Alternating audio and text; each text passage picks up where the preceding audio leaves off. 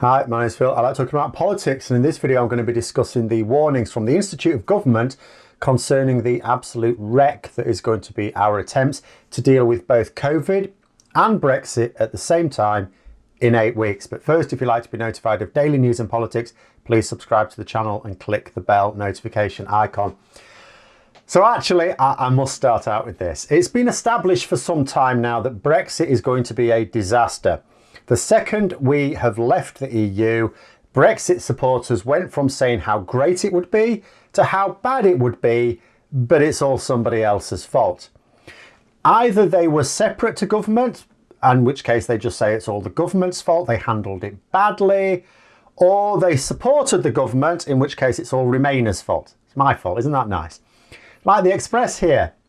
But the point is that everyone now seems to agree that it's going to be bad. The debate is no longer about, is Brexit going to be good or is it not? It's about whose fault it is.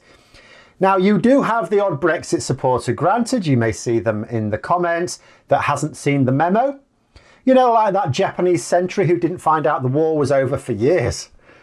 But the main political discourse has now moved on. It is no longer, is Brexit good or not? It is, whose fault is Brexit? Whose fault is it that the country is in a right old mess now? Apparently, it's the fault of people that didn't want us to leave the EU that we left the EU. That was mean of us, wasn't it? All that time we spent saying we shouldn't leave the EU and we've left it. That's our fault, apparently. But the Express have raised the bar yet again. Should that be lowered? Because now it's Biden's fault too, whilst also being entirely the fault of Remainers. Did we get to choose the US president this time or something? I don't think I got my ballot paper. I have heard of ballot papers going missing after they've been filled in. I haven't heard of them not being delivered to voters in the first place. But anyway, good old Daily Express, keeping Britain dumb for over 100 years now. But in the more sensible news, the Institute of Government, who do really good work in explaining government and parliamentary procedures. In fact, they've become quite commonplace for a lot more people to be initiated into them over the last year or two, when we've had so many constitutional crises that you really need people to go, what's happening? Because I don't understand the political system anymore. They have said that our systems risk being overwhelmed by the combination of having to implement Brexit, as well as continuing to swim against the tide in COVID. Now, one of the factors that I've talked about in the past myself is staffing, that was mentioned in their report. Now, we already know that we don't have enough staff for our new customs arrangements. So then you add into the mix that due to the pandemic, at any one time, you are going to have absenteeism due to isolation instructions. Part of your workforce has to isolate. And that's to say nothing of the usual reasons for being ill. Normally, I wouldn't talk about the usual illnesses because, you know, they're fairly stable and they're factored in with staffing because it's the sort of absences that happen all the time. But like I say, when you're already starting off from a base of not having enough staff in the first place, I think you have to include those normal absences as well. A second factor is shifting staff to cope with staffing shortages elsewhere in a higher priority area. So what you do, you move staff from what's considered a lower priority to a higher priority role, where it's possible to do this, of course, and then you create a shortage in the role that they were carrying out. So then that work isn't being done, you get a backlog. Now, we saw this with medical staff. We've seen it in various sectors, but medical staff, I suppose it's much more visible. You know, you had doctors and nurses being moved to treating COVID, putting off the treatments that they would normally be delivering, which of course leaves a hefty backlog. A backlog that there's no reason to believe is going to be shifted anytime soon.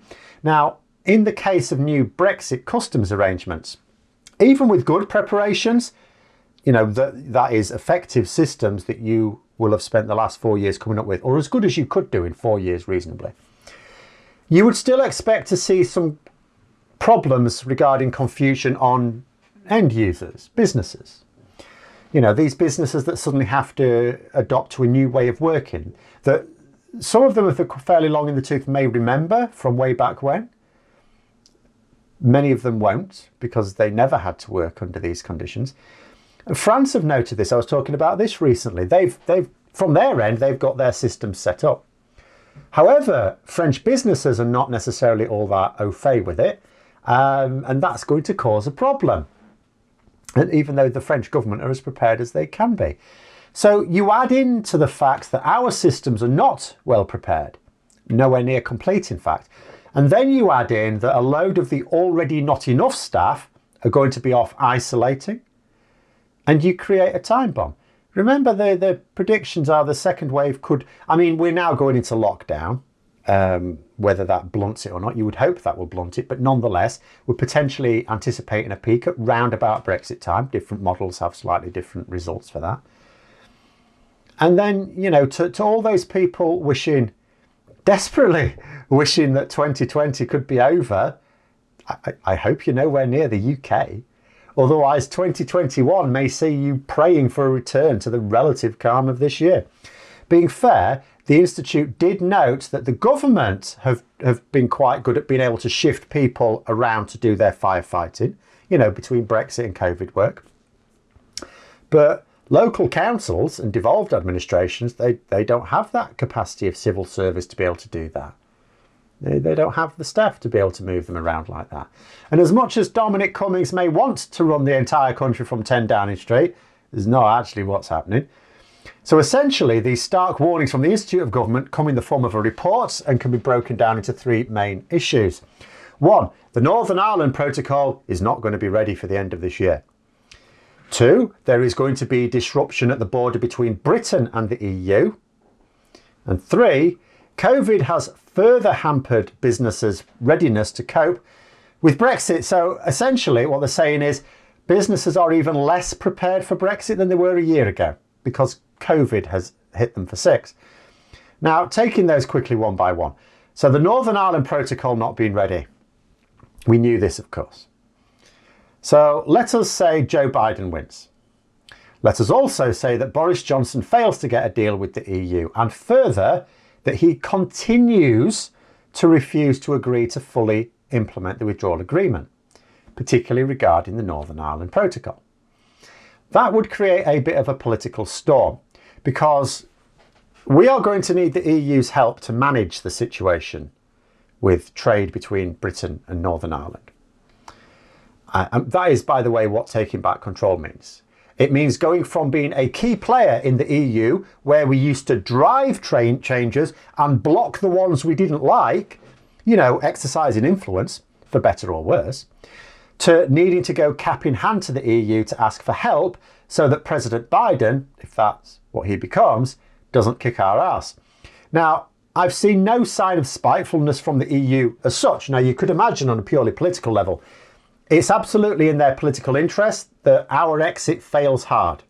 They don't want too much damage to rebound on themselves. They are right next to us. They understand collateral damage. They don't really want a lot of that. But they have been showing signs of being helpful to limit the damage. But I'm assuming that we are still going to need to present a little bit better behaviour in return for further help, because otherwise, I mean, apart from anything else, it's just that their help isn't going to be effective if we're not going to engage, is it? Now, disruption at the border seems completely impossible to deal with as far as I can tell. Politically, the obvious way to deal with this is an extension to the transition period, and to people going, oh, we're illegal now. Yeah, parliaments decide what is legal and illegal. The EU Parliament and Westminster Parliament could decide to change the withdrawal agreement to allow for an extension at this point. The EU Parliament may well be quite happy to do that. Westminster, don't see it. It's not politically possible, is it? The other side of it, what was thought of at one point, although I'm now not sure that that's politically possible, would be that the idea that Boris Johnson would come up with a deal that would then require an implementation period. I mean, trade deals do require implementation periods. That's perfectly normal. Nothing about our relationship with the EU right now is normal, but it is normal to have an implementation period, to which you could say, well, we need time to implement this deal. Let's say 2 or 3 years, whereby we stay in the customs union, we stay with full access to the single market. We, of course, follow all the EU rules, pay our subs, all the rest of it. And it's basically like an extension to transition period, but with a different name. Could absolutely sell that to the public, no problem at all. And it would absolutely minimise the damage. It would also minimise the political damage because as far as everyone else is concerned, we've left the EU. But oh look, things are still running relatively smoothly.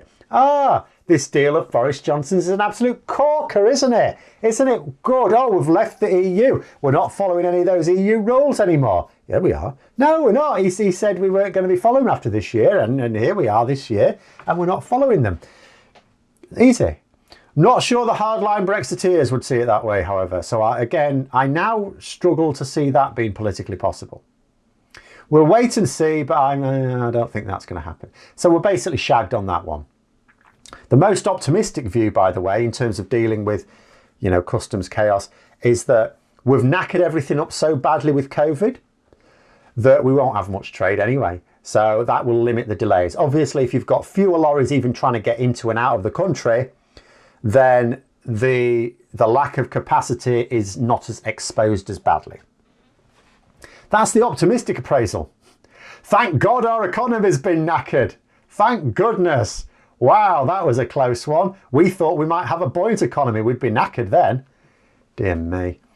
As for COVID knocking businesses on their arses, to the point where they're not going to be able to prepare for Brexit as well as they could have done a year ago, it's not really like many were prepared a year ago, was it? The thing is, the problem that's been identified time and again as well is there's quite a lot of businesses been hit hard by COVID, but wouldn't necessarily be as hit hard by Brexit.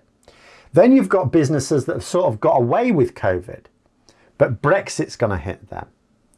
So what you do is you create it. You might think to yourself, well, isn't it better that you don't have businesses that are going to get clobbered by COVID and Brexit? It's like they only take one punch. That's better, isn't it? No, because there's more businesses taking it. So what you do is you have a situation where you point to a business and you go, well, if COVID hasn't knackered you, Brexit will. So we have a scenario where so many more businesses are going to get kicked in the head by one or the other to the point where they're both weakened at the same time. There's no staging of this. This is all at the same time. Second wave knackering those businesses, Brexit knackering the other businesses.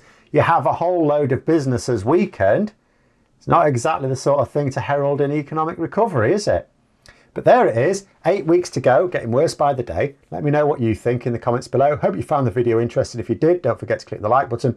If you'd like to support the channel further, please also click the Patreon link for details. And until next time, I'll see you later.